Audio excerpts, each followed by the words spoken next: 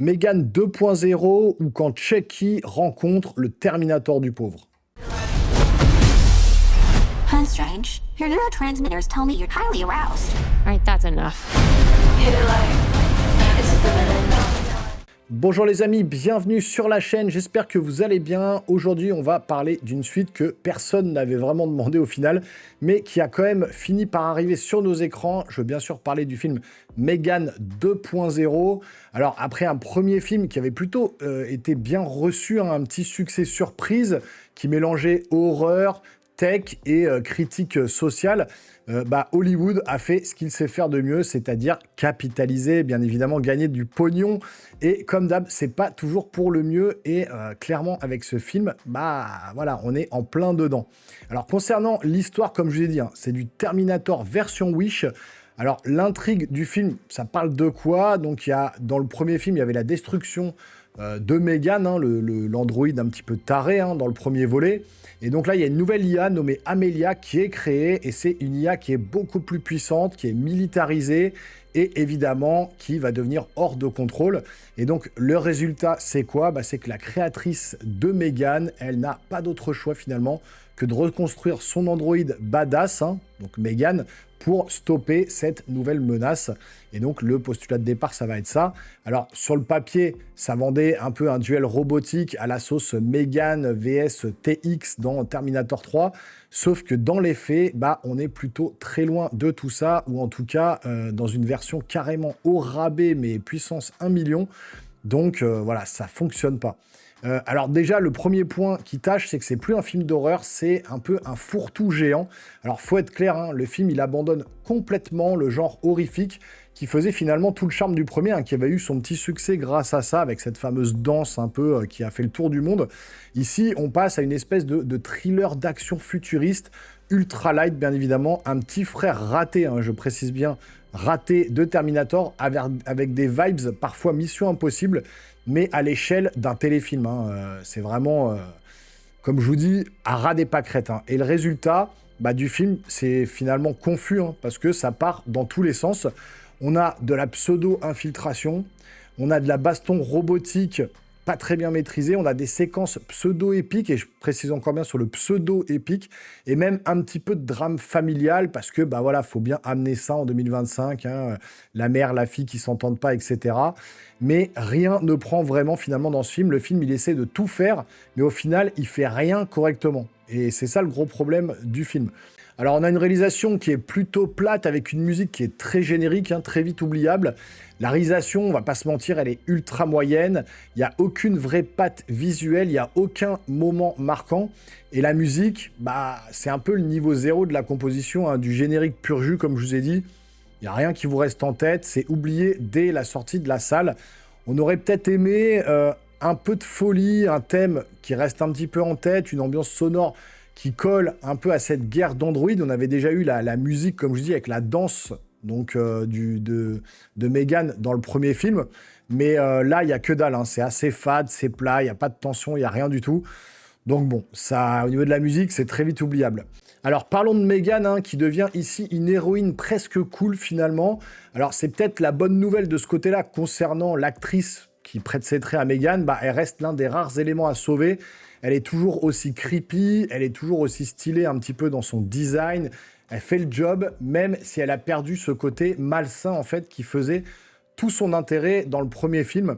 Ce côté un peu, méchante du film qui marchait bien. Là, c'est tout à fait l'inverse. Elle est gentille, ou du moins, elle est instrumentalisée comme telle. Et en face d'elle, il y a une Amelia qui, par contre, joue la méchante. L'intelligence artificielle un peu froide et implacable. Sauf que, désolé, mais Amelia, elle a ni le charisme d'un Terminator, ni la menace d'un HAL 9000. Elle est juste là, un peu en potiche. Et elle n'a pas une grosse place, finalement, dans le film. Film qui est, quand même, comme je vous dis, avec un scénario assez plat, des dialogues très clichés, et il y a un message politique lourdingue. Alors, je vais vous en parler, hein, du côté du scénario, on tient ça sur un post-it, c'est ultra balisé, les dialogues sont bourrés de clichés, et les retournements de situation sont téléphonés à des kilomètres, hein, on voit venir ça vraiment de très loin. Et cerise sur le gâteau, le film nous assène un message progressiste 2.0 pour le coup, bien lourd. Alors dans le film, les femmes sont toutes badass, intelligente et elle sauve le monde. Voilà. Les hommes, eux, par contre, c'est soit des gros pervers, soit des incapables, ou alors les grands méchants du film. Et ça, franchement, ça se voit venir à 200 à l'heure dans le film. Un peu de subtilité, ça aurait pas fait de mal, surtout que dans le premier film, le sous-texte un petit peu sociétal, il était beaucoup mieux géré que dans ce film-là. Là, c'est comme le nez au milieu de la figure. Et quand on analyse un petit peu plus en profondeur le film, ça devient un peu pénible. Alors, pour sauver un peu le film quand même, il y a quelques bonnes idées qui sont finalement perdues dans la masse. Alors, on va être honnête, il y a 2-3 idées intéressantes dans le film. Il y a un plan bien fichu ici, une scène de baston un peu plus tendue là. Il y a un échange entre l'IA qui titille un petit peu la réflexion. Il y a quelques bonnes idées de mise en scène. Mais voilà, ça s'arrête là. Ça suffit clairement pas à sauver l'ensemble, à sauver le métrage. Tout est trop convenu, tout est un peu cheap, tout est trop caricatural pour qu'on y croie finalement une seule seconde. Donc dans ce film, Megan 2.0. Alors le verdict concernant ce film, ce qui marche, c'est Megan qui reste quand même plutôt fun à regarder. Il y a 2-3 idées visuelles qui surnagent, et encore une fois, j'insiste bien sur le surnage, voilà, c'est pas la folie, mais il y a 2-3 trucs qui marchent bien. Il y a un duel IA vs IA qui aurait pu être fun sur le papier, mais ils n'ont pas poussé le bouchon assez loin, ils n'ont pas poussé le concept jusqu'au bout. Et ce qui marche pas, c'est la réalisation qui est générique et complètement plate, le scénario qui est très simpliste et incohérent, voire idiot parfois. Il y a une musique qui est oubliable, il n'y a aucun vrai frisson, il n'y a plus aucun aspect horrifique dans le film. Et ça, c'est dommage. Et il y a un message progressiste ultra forcé et une Amelia qui est un peu une antagoniste sans relief.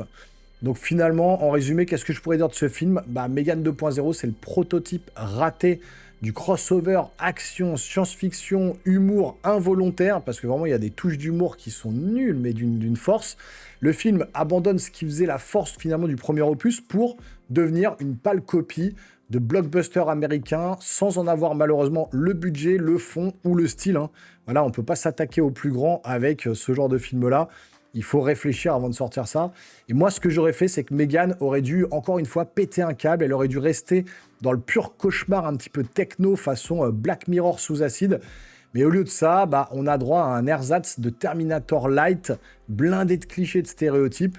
Et donc, pour moi, je ne vais même pas dire que c'est une déception, parce que j'en attendais rien, mais c'est une suite qui est complètement paresseuse, qui tire sur toutes les ficelles sans en maîtriser aucune, et qui est là, encore une fois, comme je vous dis en introduction, pour capitaliser uniquement sur un premier film qui avait plutôt bien fonctionné, mais qui restait dans ce qu'il était, c'est-à-dire un film qui ne voulait pas non plus surjouer ou surmaîtriser les choses, qui voulait juste être là pour divertir dans un mood un petit peu horreur, que là, il n'y a plus du tout. Là, ils ont voulu partir dans un délire, je vous dis, science-fiction, action, à la Terminator, vraiment. On a vraiment l'impression de voir des combats, et en plus de gonzesses, du coup, entre deux Terminators différents.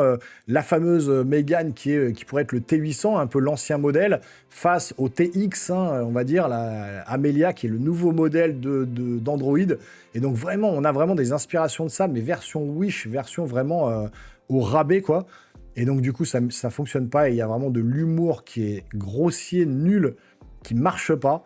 Et donc, l'ensemble du film n'est pas maîtrisé. Et ils se sont pris les pieds dans le tapis, et voilà, je pense que du coup, pour celui-là, ils voulaient capitaliser, je pense pas que ça va vraiment fonctionner.